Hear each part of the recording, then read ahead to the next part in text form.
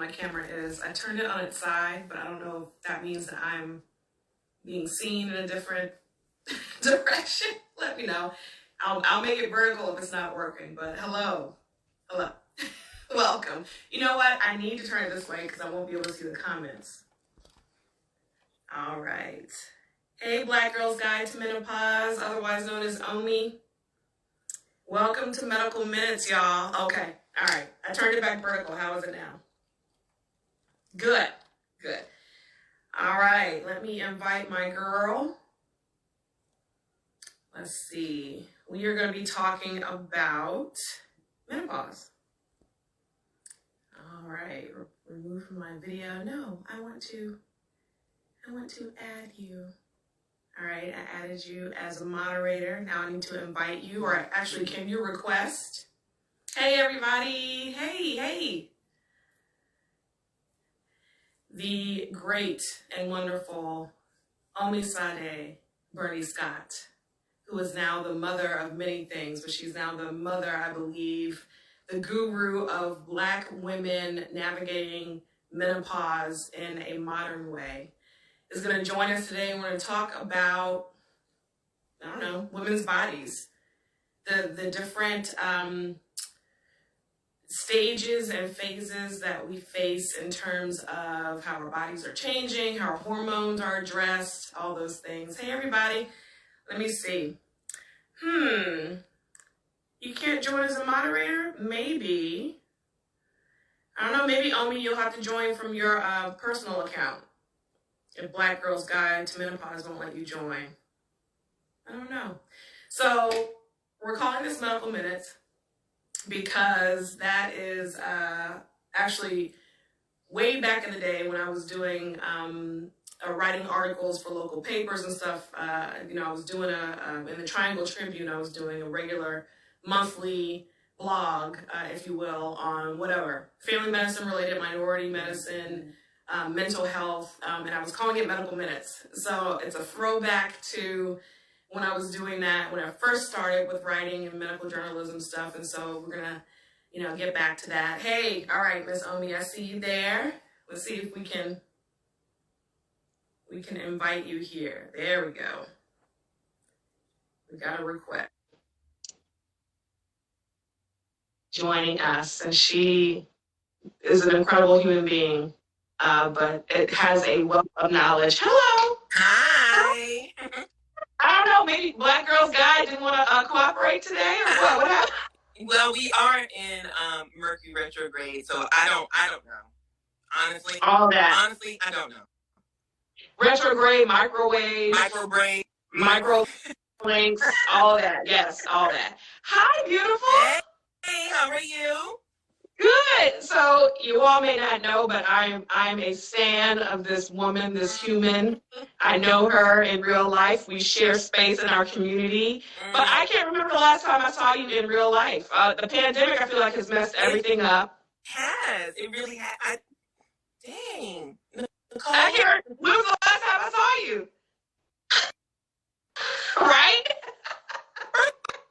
I feel like last year was 2020, and clearly it wasn't because it's 2023. It's very confusing. It's weird, yes. I feel like I've seen people when I realized that I likely saw you at the beginning of 2020. Yep, I know. That's not good. Yeah, it's weird. It's weird. But that's okay, because I still feel like I've been keeping up with you. I've been keeping an eye on you. I like, for my favorite people in the world, I feel like I keep, I hold space for you even virtually. And that, I see what you're doing. I see your beautiful pictures. I see the journey that you've been on. I see the ministry that you've been leading and this journey that you've been on. So I'm incredibly proud of you. So just know that I've been watching. I've been watching. Thank you. I really appreciate that. Honestly, Nicole, I remember I announced my sabbatical at New Year, New You. Remember? Wow. It was at the end. Was it 2019? Wow. And I said, I'm gonna do something that's gonna be really different for me. I'm gonna take a leap of faith, and I'm gonna take a year off to really focus on myself. And at that time, I was about to turn 52. I'm 56 now, and so it's been. Y'all, wait, pause. Y'all, she said she's happy. Listen, I don't know. Do you use Vaseline, cocoa butter, shea? What do you use? You see me drinking my tea. There's some things I let go of, like I don't drink as much coffee as I used to. Girl, I listen. But you know, I got to give that up to my parents and the DNA they gifted me with. Now, I appreciate that. I do. And I think having having two really sweet boys and having one later in life has definitely given me a lot of energy and whatever. Youthfulness. Yes. Thank you. Yes. Well, hello, everybody. I see y'all joining. I'm so glad. So I was just telling them before we connected. So calling this Medical Minutes, whatever. I don't know. Maybe I've missed kind of giving my little spiels about health-related things. So I was like, you know what? I'm not going to wait to be invited somewhere. I'm going to go ahead and just talk about it on my page, right? You don't have to wait. You don't. You really don't. You really just don't. And I start your way. Yes, that's exactly. Go ahead and do your thing, y'all. Yeah. Local catch up when they catch up, or they That's don't. Right. And I got some stuff that I want to share. So by the way, for those who may be joining us for the first time, especially if you've been following Omi's journey, but you haven't met me yet, I am Dr. Nicole Swiner. I'm an MD, a medical doctor that focuses on family medicine, on minority health, on women's health, on pediatrics, mental health, all the things that make up family medicine, all the pieces that incorporating the whole family. And I've been doing that for about 15 years. Recently transitioned out of the clinical setting, so now I am free to do other things, but will first and always be, of course, a human being, a Black woman, a wife, a mom, and then I will always be a physician. And part of that is, I think, preaching the ministry of wellness. I talk a lot about the Superwoman syndrome, the Black Superwoman schema. That's kind of my niche, the No Superwoman #lifestyle. And so that's what I do. And so part of the journey, part of my transition within the last, 2 years now, since I left the clinical setting officially, is being involved in medical research, trying to both open the doors and illuminate some of these myths that we've all been dealing with, purely from a minority standpoint in terms of what it means to be involved in medical research, the importance of diversity in medical research. I'm doing a little bit of that. A little bit on the corporate side, dealing with helping doctors get studies and things approved through insurance companies. I have IV hydration and vitamin company called Serenity Hydration Wellness. So there I talk about keeping yourself safe. I got a little IV pole over here in the corner. I don't know if you can see it. So I do a lot of little bit of bits and pieces, but in general, I just want to be an advocate. And so a lot of that has to do with speaking, with sharing stuff on social media, talking to my people, holding spaces of community, particularly for Black women, in terms of keeping ourselves healthy and safe. So that's me in a nutshell. Clearly, you all know. If you don't know, if you've been living under a rock and don't know Mother Omi. Mother Omi. Can I give you that name? Yes. Mother Omi. People have started calling me Mama Omi a lot in the last couple of years. So I think that I'm being gifted with eldership, which is not a far gone conclusion as you get older. Just because you're older doesn't make you elder. So no, and you don't necessarily have to be older necessarily to be given that title. I think because of your wisdom. That's right, because that wisdom that comes from inside. There are a lot of younger people that I work with who I definitely look to as you got some seriously beautiful ancestral energy that you were gifting me with. So let me be humble and receive that because I need it. I love it. Well, please, you were telling a little bit about your journey since 2019. Tell people what you've been into. Introduce yourself to people. Yeah. Hey, good afternoon. Happy Saturday. Rainy. It's kind of a little bit of thunderstorms going on here. I'm Omisade, Burney-Scott, and I'm the creator and curator of the Black Girls Guide to Surviving Menopause. So, like I said to Nicole, this is something that was a passion project. I was taking a sabbatical from social justice work in 2019. So I've been doing social justice work since I was 27. And I'm up on 30 years next year, which is bizarre to me. I saw my Daryl in the comments. He said, "Who Jumbo?" I was like, "Go on, brother." So he's forever and a day. but I was exhausted. Like, you know, this no superwoman thing that you talk about so gracefully and importantly. At the end of 2018, Nicole, I was so crispy, like barely crispy. Like, my parents had passed away a few years ago. You and I have had this conversation, and so you kind of, you know, figure out ways to make peace with, walk with the journey of grieving your parents no longer being here. You just, you know, you figure it out, just do your thing. But my brother Fred, I have 4 older siblings, and my older brother Fred, not the eldest brother, but the second eldest brother, had a heart attack and died in his sleep. And it wrecked us. Like, it was just like your sibling is so close up on you. Like, your mortality just comes and like sits right on the bed. You know, you are not going to live forever. And if there's some things that you need to change, there's not another better day. So why don't we do it?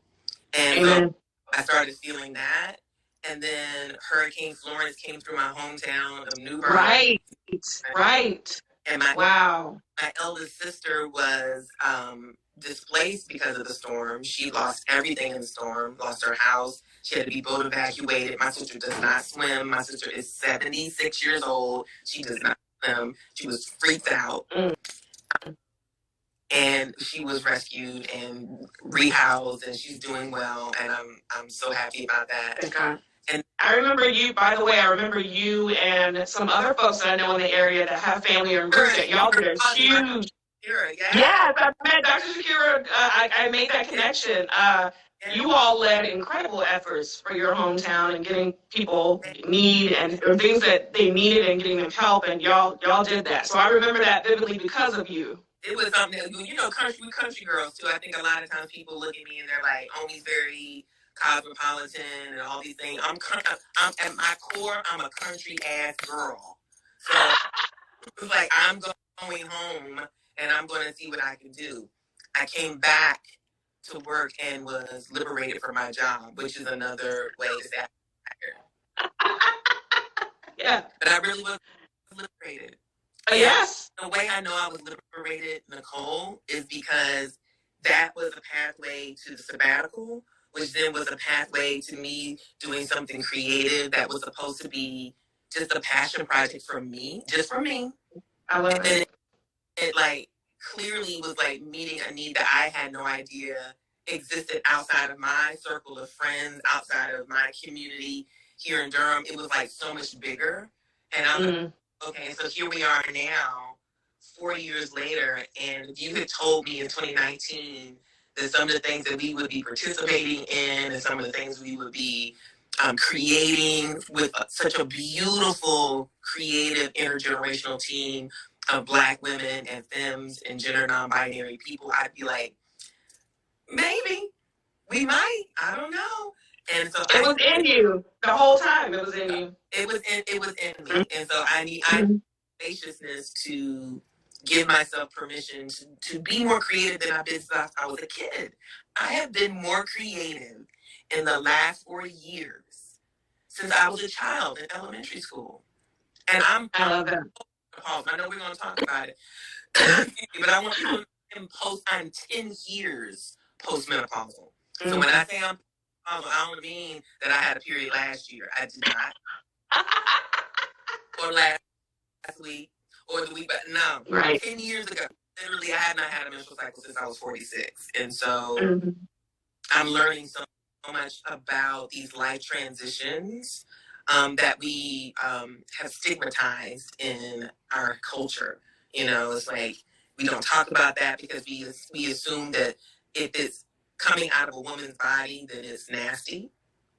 We assume that if it's coming out of a woman's body, that nobody need to hear about that. Why are we talking? It's taboo. Right. If it's coming out of a woman's body, she'll figure it out.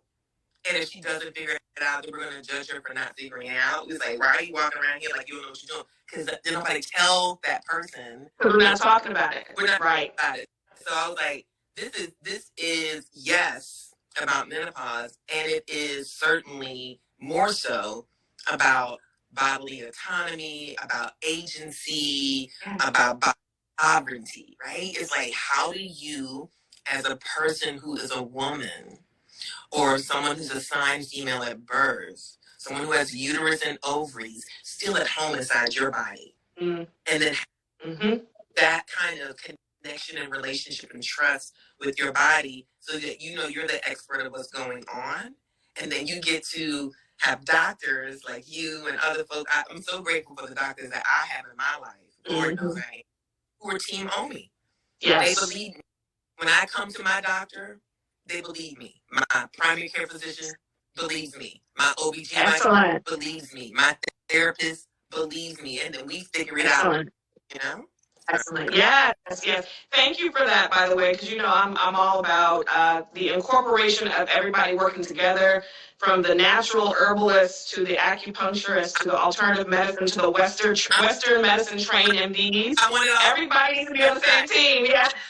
I want you to stretch me out. I want you to do some Reiki. I want you to do some acupuncture. I want my prescription. I want Hello?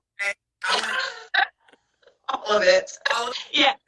So I like that, because I think, you know, and this again, we're getting off topic and we'll come back to it again, but I think, and we've had this conversation, I mean, we've had medical conversations, we've had mental health conversations, we've had casual family life conversations, and I feel like some of the movement, the pandemic may have brought it back a little bit toward the Western side, or I don't want to say Western side, toward a more collaborative side. But for a while, as a physician, I felt beat up on, right? As a field, as a discipline, medical doctors of osteopathic medicine, because of the way we're trained, because of the way we were raised and hazed in this career, on social media, especially during like the peak of the pandemic, we were talking about vaccines, we were talking about how to protect yourself from COVID, and, you know, my doctor didn't listen to me, and my doctor misdiagnosed me, and these doctors don't look at me as a person. Yes, that happens. Let's be clear, that happens with some situations. But in general, particularly for those of us who are minority physician, Black female, who are really in this work because we love people, we felt a little beat up on. Because there was a lot of doctor bashing out there. Let's be real.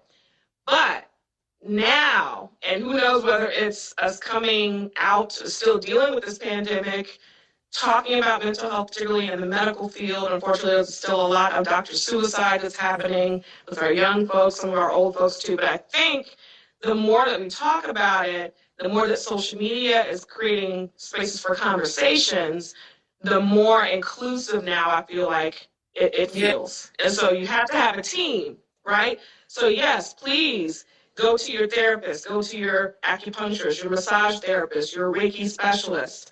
But don't forget, you got to go and get a pap smear. Don't forget, you got to go get a mammogram. Don't forget, you might need that Paxil. You might need that Prozac for a minute, right? You might need it all. And so why not avail yourself of that? And I want to say something about the piece around doctors and the doctor bashing. I think it's really complicated by the fact that we live in a society that we sometimes dehumanize people who hold positions of authority, and we put them on a pedestal. Yeah. So I've seen that inside of school systems where the principal is the last word, or the superintendent is the last word. Inside of the medical establishment, doctors are the last word. And what I would offer is that everybody, the doctor, the patient, the teacher, the principal, the whomever, has to remember that you're a human being and they're a human being too. And where we get into trouble is where we erase each other's humanity. Where we get into trouble is that I don't look at you and see your personhood. I look at you and I see a white coat, and I assume that you're going to treat me abysmally because of the white coat. Or you look at me, or you, not you, but another doctor who doesn't have a relationship would look at me and see brown skin and gray hair and someone who's born in 1967 and make assumptions about who I am, what I know, how I can process information, whether or not I know exactly what my body is doing or not. And so there's a lot of work that needs to be done on all sides. But the thing that is an undeniable truth is that we live in a society where racism patriarchy and misogyny impact all of us. And when people experience implicit bias with their medical provider, it's a hard, it can lead to health outcomes that nobody wants. Absolutely. Right? Absolutely. So I think that every situation has the opportunity for someone to be a part of your care team. And if they are not the right person because of disposition, if they are not the right person because of the way they speak to you, then you can vote with your feet. You can say, there you go. Yeah, matter of fact, you don't have to say anything. When I was younger, I used to do preambles. I'm leaving now. I make a declarative statement. Yeah. Yes, and I'm leaving. And that's your social justice upbringing. That's what my 50 plus upbringing is. Where'd she go? She gone. What happened? I'm not coming back because I didn't come back. There you go. And that's okay.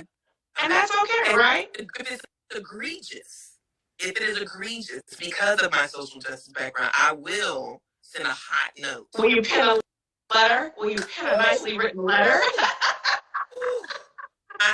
My mother passed down the hot note to her children. And I expected the hot note. Yes. Shout out to my sister-in-law, Tracy Swanner Busby. She is the queen of a nicely penned letter with some spicy words, sprinkled in there. She's good. Egregious, and I'm like, this person is doing things that is not only harmful for me, but potentially could be harmful for other people. I'll speak to it. But if you're just an annoyance and I don't want to deal with an annoyance, then I'm gonna piece you out and I'm gonna keep it moving. There are plenty of options. I've been saying that for 15 years. I've been saying if you don't feel comfortable with that person that is in charge of taking care of your health when you get to whatever building, clinic, hospital, find somebody else. It's okay. It's actually good for you and that provider. It teaches the provider a lesson that something went wrong. I need to fix my bedside manner, my attention span, whatever. You would hope. I want to ask you a question. I know we're talking about menopause. We're going to get to menopause in a minute, yeah. Part of the research that I've been digging into is around provider preparedness, right, in medical school. So I had an opportunity to sit on a menopause roundtable with the Society for Women's Health and Research, and they did a survey. And in the survey, it said that less than 30% of doctors said they feel like they received any kind of substantive training around menopause while they were in medical school. And then there was a even smaller number, and most of that was relegated to a rotation, and that was it. It was real quick. This is what it is. You got it. All right, moving on. And that was the same for you. So, I'm an old head now. I'm considered an old head because I trained back in 2004. That's when I first started. That was my first year of medical school, right? 2000. Let me make sure I'm saying that right. No, 2000. 2000. Yes. Can you believe it? Yeah. Okay. So if I think way back, the majority of OBGYN women's health stuff that we were training on, of course, was catching babies. Running, catching babies, or keeping a woman healthy enough so she could deliver a baby, she could run and catch it. That was the majority of what we got. Now, if you had a special interest, which I did, in learning how to take care of women, maybe because I'm a woman, who knows, but that may be why. But if you had a special interest in what we use for people, women after they have the babies, postpartum, postmenopausal, etc., then you would go and seek out those rotations that were specifically about postpartum and postmenopausal care. But you're right, more than a couple of lessons in a month or two on a rotation, you probably didn't get a whole lot of that because it was about the emergency, right? Learning how to save the woman's life, save the baby's life, get them out of the hospital and all that. But I chose family medicine because I actually thought about OBGYN as a practice. I said, I love taking care of babies. I want to be involved in that. But then once you hand the baby off, that's kind of it. right? And I was like, well, no, I want to follow the baby. I want to see the baby grow up. I want to take care of mom, take care of dad. So that's kind of how I got into family medicine. And in family medicine, there is a little bit more because you're growing and changing with the patient as they grow and age. Now it's probably different now. You know, especially now that we're talking a lot more about Black maternal morbidity and mortality. Sure. Right? And we're talking more about menopause and how to live through that in the modern world. I think we are having more conversations and it is more inclusive and more, and patients themselves, we are bringing those conversations to our physicians. That's right. I think it's getting better. I think there's a really interesting culture shift happening on all sides. I think that perhaps folk who know that they're going to go into be an OBGYN are recognizing if I'm going to serve my patient for the full scope of their lifetime, then I need to pay attention to everything that they need from basically from menarche to menopause. And so I think that when people are thinking about that first menstrual cycle and the preparation that we made for menstruating people, why are we not perhaps the same type of preparation for menopausal people? And it's because it can be a long period of time between those two experiences. And I had my period for 33 years. That's a long time to have a. And when you think about your relationship with your body while you're menstruating, every month my body was giving me information. It was like, Omi, you're stressed. Omi, you feel great. Omi, you have a cold. You might be pregnant. You're not pregnant. You are pregnant. You have a pregnancy loss. You're pregnant. Oh yeah. It's like and it is actually the tangible material every month of me looking down and being like, there's my period. There's my period. There's my period. And then when that no longer is happening and your body is starting to like pull that back inside, that's not going to happen anymore. That's interesting. It can be so illegible to your perimenopausal to be like, why is my period? What is happening? What's happening right now? And if you, like me, I experienced... I see fire emojis. That is fire. That was a realization to me. Like, wow, you're right. You get all this information, and then it stops. And you're like, oh, what's happening? What's happening? Where's my estrogen level? And if you don't know that menopause is not only the cessation of your menstrual cycle, but it's also the decreasing and depletion of the disappearance of these hormones that bathe everything: your hair, your skin, your teeth, your eyes, your vagina, your libido. That's right. Everything.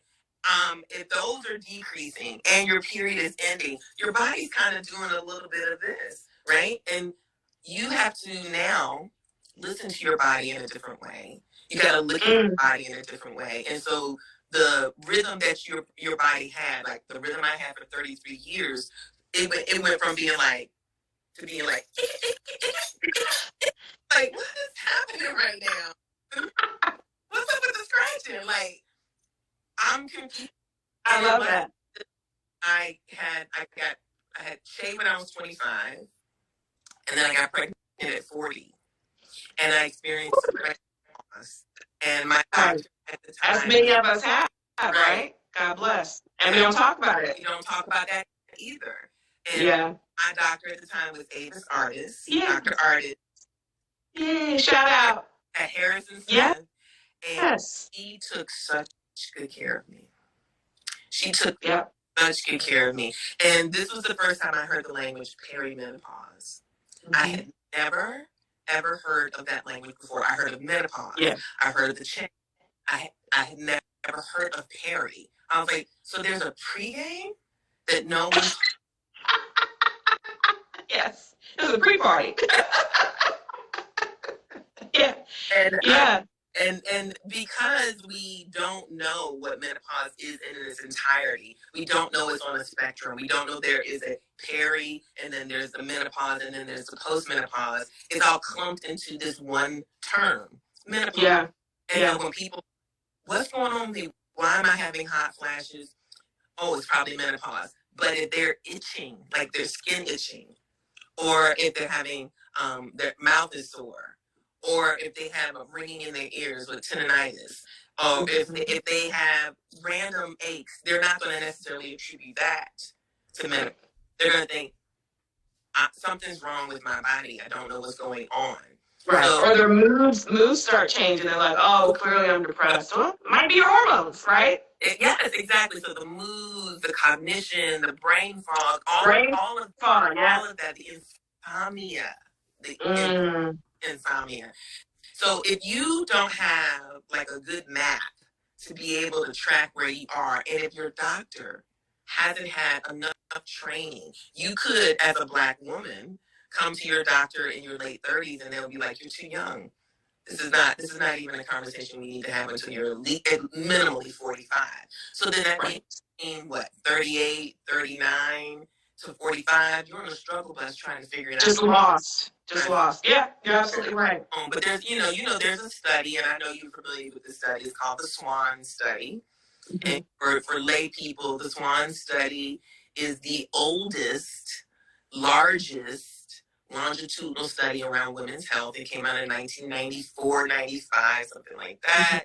And in that study, they did a piece around menopause. And in that piece around menopause, they talked about the experience of Black women, of Latinas, of Asian women, and how our experiences are different from white women, not because we're physiologically different, but because we have different lived experiences. And Black women, we experience menopause earlier. Mm-hmm.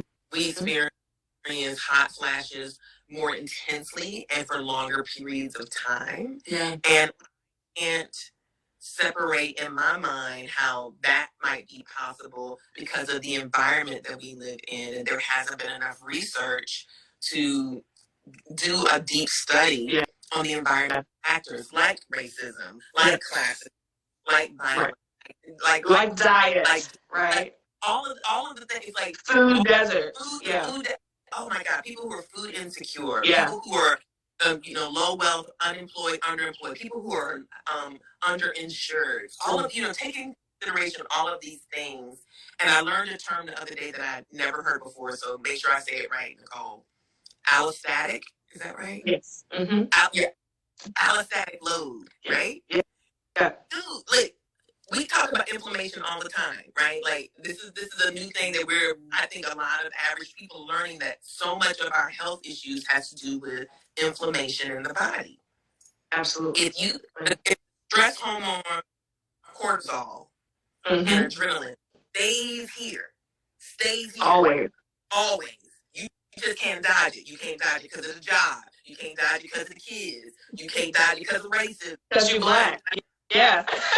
You can't dodge it because you go to the store as a Black person, somebody's following you. Your cortisol levels and your adrenaline levels are in a constant elevated state. Your allostatic load is also so huge.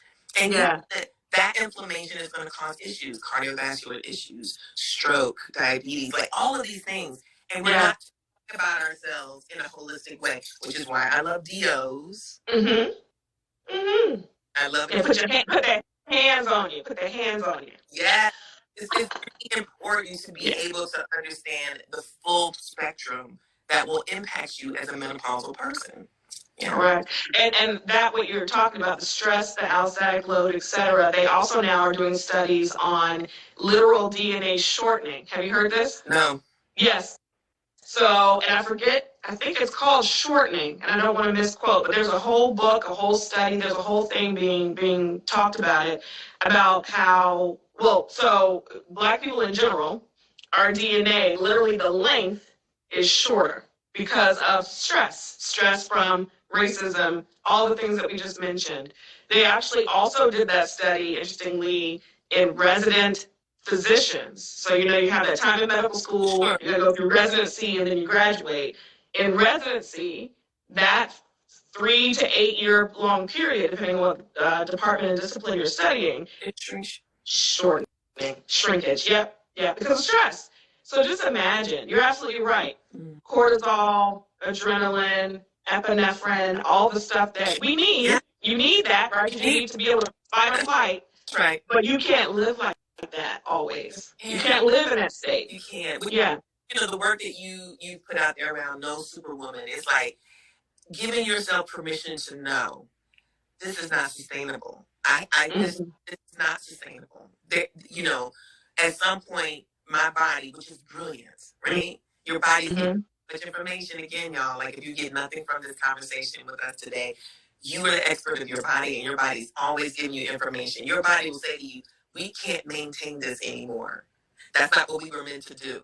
And honestly, like all of those kind of life-saving hormones, adrenaline, cortisol, epinephrine, those are the things that live in the back of our head, right? And that amygdala, which is the oldest part of our brain. That's the part. Oh, wait, you better listen. I'm a nerd. I'm absolutely a nerd, and I love knowing what makes me tick and what makes me tick. And that's the oldest part of our brain. That's the part of the brain that kept us from being eaten by saber-toothed tigers.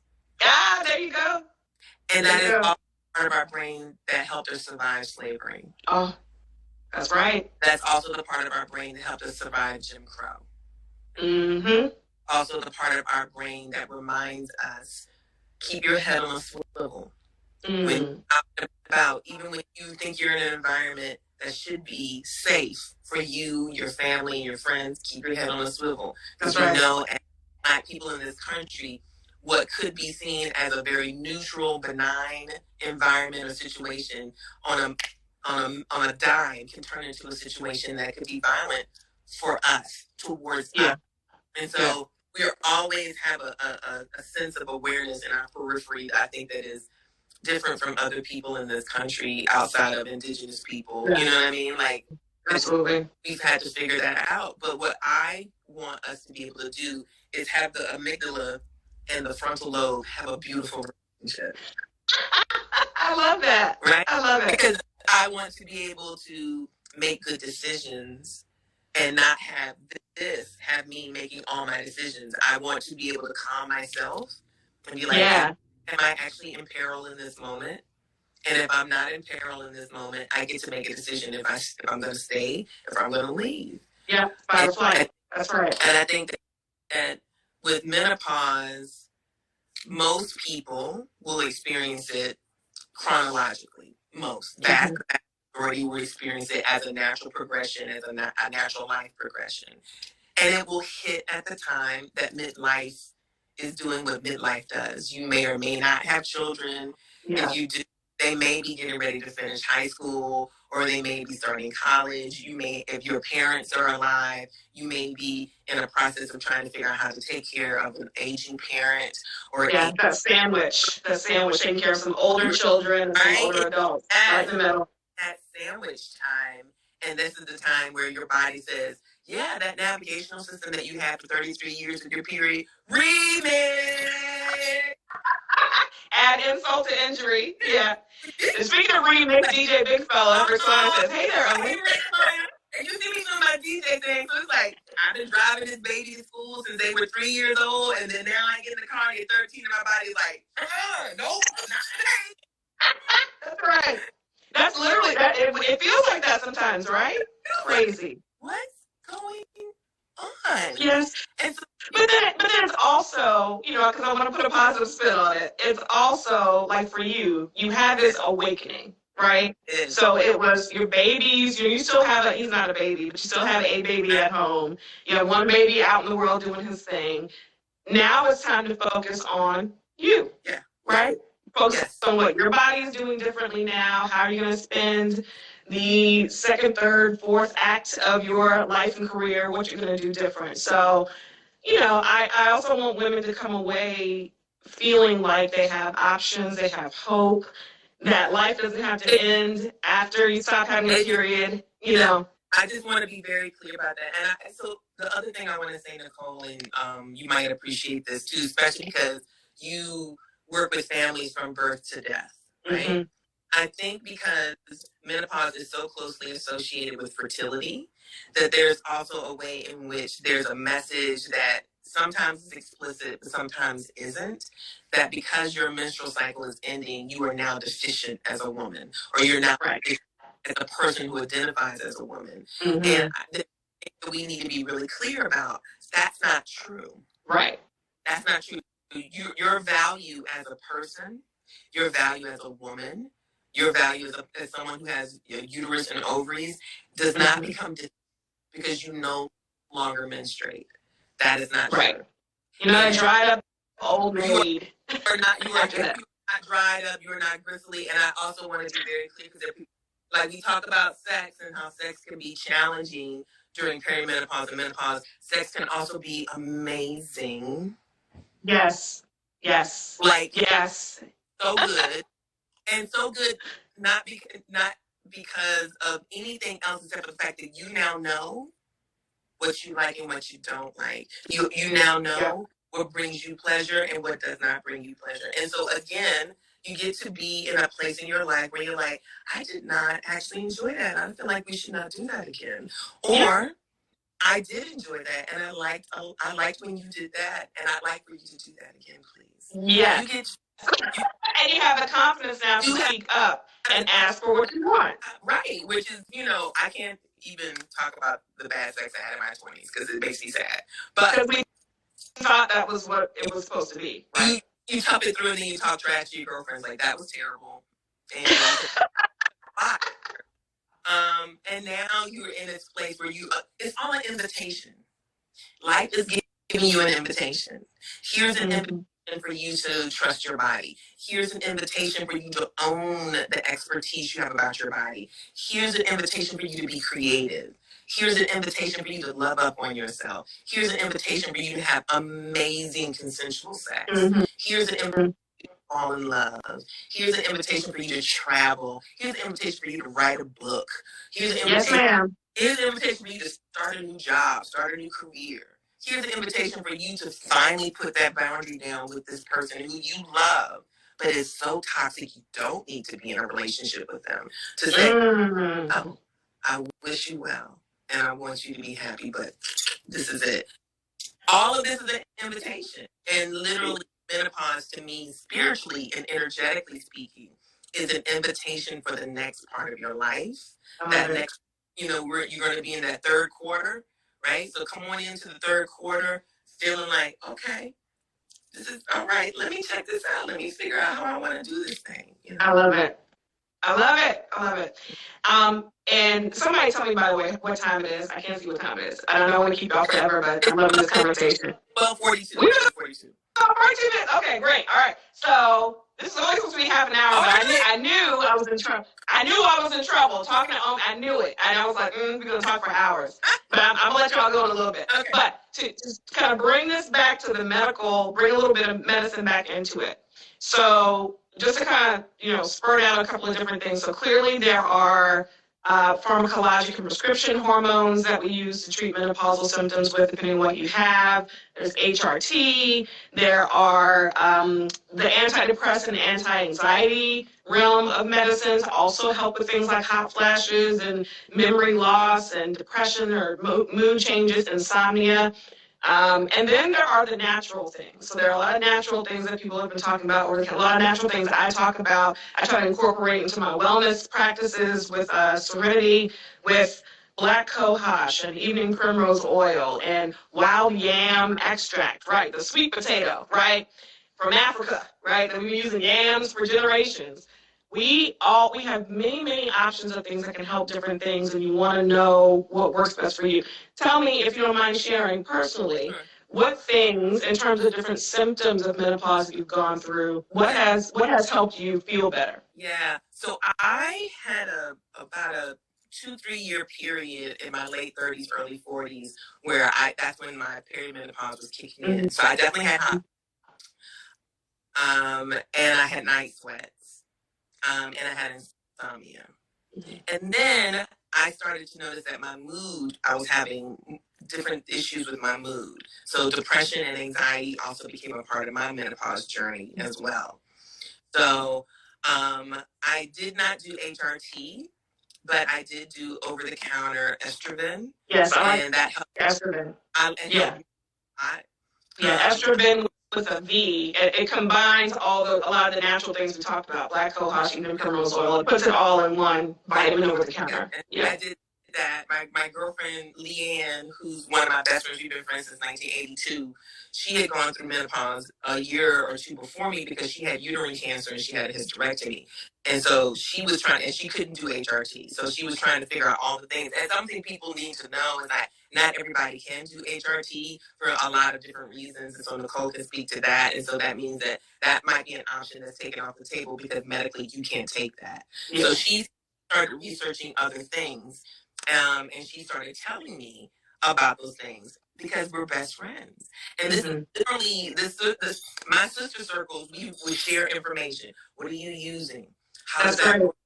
And also, when you go to the doctor, ask your doctor about this. Or tell your doctor this. So we really coach each other around how we take care of each other. The other thing that I realized, Nicole, is that my hot flashes would be so much worse if I was drinking way too much caffeine. Which is why tea is I already loved tea, but at the time I was going through menopause, I was working for a nonprofit statewide voting rights organization right at the time where all this voter suppression work was happening in North Carolina. So we were like 12-hour days. We were working 7 days a week. So the stress load was already high, and I'm drinking coffee.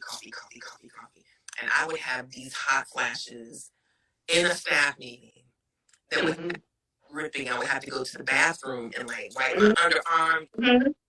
I'm told it's like a shower. I've seen it happen.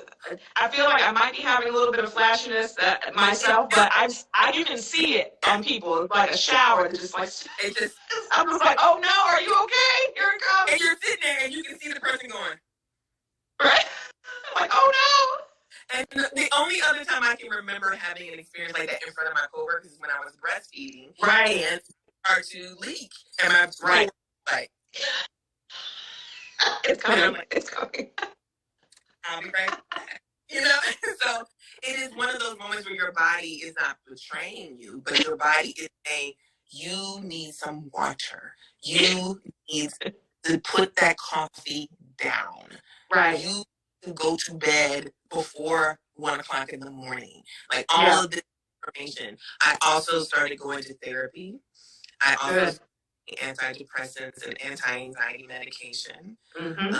Also did homeopathic medicine where I went to an acupuncturist and I got a lot of body work, massage, Reiki. Easy, but I really do combine all of those things. I want to feel well, mind, body, and spirit. I also had very candid and frank conversations with my OBGYN and my primary care physician, and they were like, okay. I was like, I need y'all to be talking to each other so y'all are all on the same page about what's me. And they were like, okay, no problem. And so I don't have hot flashes. Yay! It's like, I'm grateful for that. The thing that is pretty evergreen with me is sleep. I'm still trying to grapple with insomnia. And because I'm also a lucid dreamer, it's hard for me to get a good night's rest because if I'm dreaming, I'm paying attention to I'm very active. Yeah. Right? So my brain, it doesn't really power down in an honest way. Yeah, and the spirit world is talking to you and through you too, I'm sure. Very so. Your other work. The other work that you do. Grab my phone and be like, let me say what I got to say right now, then I'll listen to it in the morning. And then I'll put and I have a dream journal and I keep notes with my dream journal to be able to kind of understand, what does this mean? Is this a message for me? Is this a message for someone else in my life that I love, that I do, whatever? Yeah. I love it. Wonderful, Omi. We could sit and talk for 8 hours about life in general, and particularly this stuff. I'm checking the chat just to make sure we didn't have any questions that popped up. Most people are just like, this is phenomenal, this is wonderful, fire, information we need. I'm writing this down. That's the stuff that I've been seeing. Be encouraged. What I want to... Be encouraged. Ma'am? Be encouraged. Yes. Is there something controversial that you want to leave your people with? I'm going to say something about women's body. It has nothing to do with menopause. I'm going to say something. But is there anything that you want to leave? You touched on what we, quote, consider taboo, about the sex being phenomenal, what you want it to be. It could be perceived as controversial, but I think it's a truism that we don't always addressed in an honest way. We assume that menopause only happens to cis hetero white women who are middle class, who are driving their children to school and to soccer practice. And that's not it. Yeah. Menopause happens to people who don't identify as a woman. Menopause happens to people under 45. Menopause happens to people who don't identify as heterosexual. Menopause happens to people who didn't want to have children and don't have children. So there's so many assumptions that we make about who's going to experience it. And the other thing that we don't talk about is if I'm menopausal, then my menopause journey impacts all my relationships with my children, with my mother, with my friends, with my coworkers. Everybody is a part of that journey in the way they were when I was pregnant, in the same way they were when I was trying to figure out sex. When we were in high school and college and trying to figure out sex and what we like and what we don't like. All of those relationships, we don't experience menopause in a vacuum. And so the reason why I think that we get pushed into a corner. That's a good quote. That's a good quote. Well, I think it's easy for folks to want to compartmentalize that because we compartmentalize women's health. Yeah. But women's health is pathologized and problematized most of the time. And we don't tend to believe women when they say what's happening with them. And then I love a nurse practitioner. Lord knows, nurse practitioner. Oh my God. Shout out to the MPs and the PAs. That's right.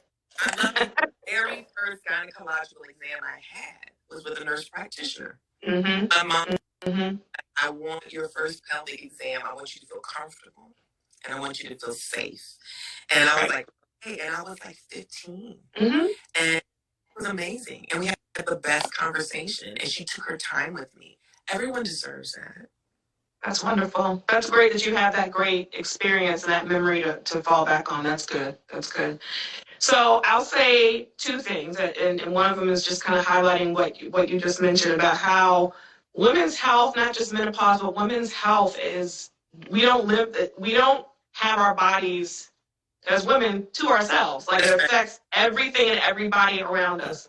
So I would often ask patients when they would come into the office and say, well, am I going through menopause and what is it? I would ask them, do you know when your mother went through it? Do you know when your female relatives went through it? And most of them would say, no, because we didn't talk about that. How dare you talk about periods and things out in the open at home? So we have to talk about those things as families. And I have two instances literally this morning that make me giggle. We might be a little too open, but my daughter, so I have two daughters, 10 and 12, and so they're going through their own phases of life right now too. We openly talk about what's a maxi pad, what's a tampon. Mommy, are you? Well, mostly because they don't leave me alone. I can't go to the bathroom by myself. Go back by yourself, so you might as well show them and be like, hey, this is what it is. Right. They're like, oh, okay. Oh, I see how you use that. They have one now in their book bags, and they know. So we're having those conversations, which I don't think we often did back in the day. And my husband, he's like, so clearly he knows what's going on when it's that time or whatever. He's like, well, I'm not going to tell you what he called it, but he said, how's it going, right? How's it feeling? And I laughed, and I was like, oh, that's nice. I was like, I'm not as crampy today, and it's a little bit lighter today. So we might overshare my family, but I think sharing. I honestly don't, Nicole. Right. Your girls are always going to know that they can talk to you and Rick about anything. And for Black children to feel safe talking to the adults in their life, what that is. Because so many of us as adults, I know that you encounter people before you left your clinical practice, you would encounter adults who had no relationship with their body and had no idea what was going on, and also maybe experienced trauma with their body as a young person. And so that trauma is something that we have to address. It's a huge gift. You're right. It's a huge gift. It is. So I'm definitely practicing, especially with conversations with my kids. I'm having to practice the game face. You got to have a straight face. All right. Whatever panic and anxiety you might be having here based on the topic. You just hold it. You go, okay. Oh. Same. And then later I cry in a corner like, oh my God, my baby's grown up. Yeah, that kind of thing.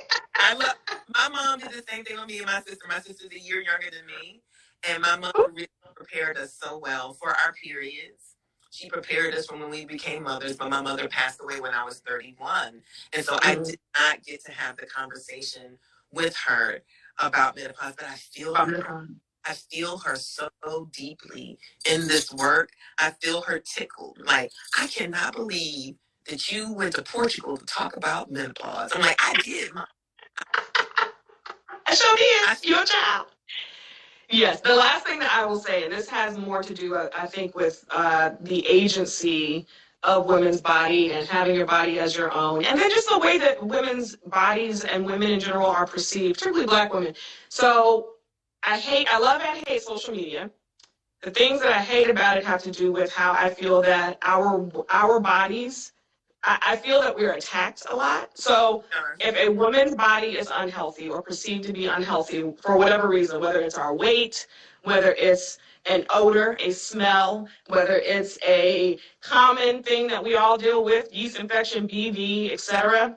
What I don't like is when our men, our male counterparts, make jokes and shame us for what's happening with our bodies, when in fact, it's likely the trash man's fault that you have the bacteria and you smell a certain way and you can't get rid of something. It's usually their fault. So my male counterparts that may be listening, I feel reckless today. Put your listening ears on. Just put your listening ears on and receive the invitation. If that woman smells a certain way or has to take an antibiotic every couple of weeks after she deals with you, guess whose fault it probably is? And guess yours. Who should go see their doctor? You should. Thank you. And right, so my doctor woman friend says, and sometimes boys stink. They do. They do. Because you know what? You carry that, right? You carry the nastiness on the skin, yes, and you give it to us. So I just want to put that out there. Human beings stink. Human beings who touch each other pass things to each other. Human beings who kiss each other pass things to each other. Human beings who swap bodily fluids swap things with each other. Okay. It cannot stay at the feet of the woman or the female or the femme-identified person solely. It is unfair. We all have to take responsibility of our relationships, and I love that Rick is involved in the communication with you and with the girls, because if he has to go get the girls sanitary napkins, he knows what to do. Thank you. If you're not, just sent him to the store last week. He was like, "Are you embarrassed?" He was like, "No." And if I followed this young sister who's, I think her family's Ethiopian, and she was talking to her father about him making sure that they felt comfortable with their bodies and about not having any issue with their periods. And he said, "Well, why would I have an issue?" He said, "God made you. And so am I having an issue with God making you as a person who will menstruate?" Wow. I do that. So it's my responsibility as your father to make sure you feel safe, make sure your mother feels safe, make sure your sister feels safe. And if you need me to go get sanitary napkins, then I'm going to go get them. And if you need me to talk to you about how you're feeling, if you're feeling crampy, or if your period looks different, and concerned, you should be able to say to me and your mother, "I'm concerned that my period looks different." And for both of us, not just your mom. I don't relegate that to your mom. You're like, "That's way up. I don't need to know that." No, we all need to know this, which is why the work we're doing now. So that way, a next generation of Black children who become Black adults will be emotionally intelligent, will have body intelligence, and be able to communicate what's going on with them physically, energetically, emotionally, and spiritually, and feel like they can trust who they're talking to. That's why we're doing. I love it. So y'all, stop making women feel bad about their bodies. Please stop. Talk to them about it. Please. Right? I love it. I can talk to you forever, Omi. I miss you in real life. We have to plan something. I thought I was going to bump into you at Black August, and I realized we were on opposite sides. There's so many people. There were so many people. So, I can get to see your face. And I haven't seen the girls in so long, I can't even believe that I haven't seen them in such a long time. They're probably taller than you now. I don't even want to talk about it, but please know when their period comes on, let me know, because I want to give them a little period package. Because I got one of those when I got one of those when my period came on, and it was a lot to me from my auntie. So I want to the young people in my life who start their moons. I'm like, can I give you a little something? Oh, that's sweet. That's sweet. Oh, Dr. Wooten is saying, I love you, Omi, and send a lot of women to your site when they ask for menopause info. By the way, please share how people can get in touch with you and get more info on what you're doing. And Dr. Wooten, thank you so much for being so encouraging and a light and just like energetic. I appreciate you. You can check us out at the Black Girls Guide to Surviving Menopause.com. So you can go to our website. You can follow us on Instagram, Black Girls Guide to Menopause. So it's the link to our site is on my IG. So just go to my IG bio. You can listen to the podcast right now. We're in the middle of a diasporic tour. So we hit the road back in the spring, and we've been to the UK. We've been to London and Hastings.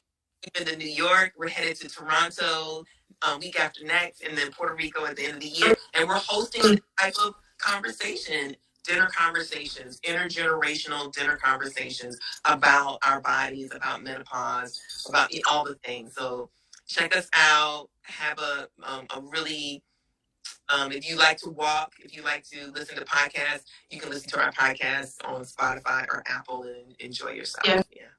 And if you need another MD on the podcast, I'm just I'm available. Points to sell. I volunteer as tribute. Yes. I love you very much, Omi, for multiple reasons, and I hope to be able to give you a hug in person soon. Thank you all. Yes, thank you for coming. Thank your friends for coming. Thank my friends for being here and participating. We're going to do these medical minutes for every Saturday this month. I think next time we're going to talk about fibroids. Ooh, that's a juicy topic. We're going to talk about hair relaxers and health. And we're going to talk about just Black women, physicians, providers, the importance of having us in the medical field and involved in these conversations. And so we're going to talk about a lot of those things. All right? I'm so glad you're doing this, Nicole. Yeah.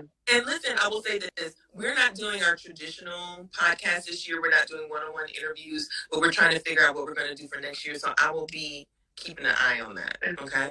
That's good. Sounds good. All right, love.